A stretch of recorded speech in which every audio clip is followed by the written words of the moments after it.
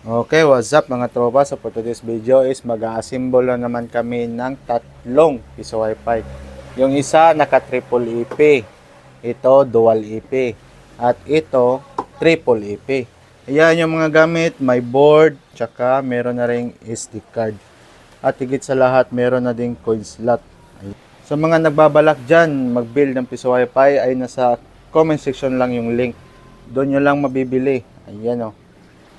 Ito yung mga gamit niya. Ayan, may coin slot, SD card, motherboard. Ayan. Tsaka tayo nagre-replace din.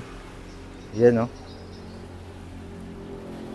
At itong box na to, mabibili mo lang din yan. Napakalaki niyan, oh. Ayan, oh. Diba? Oh.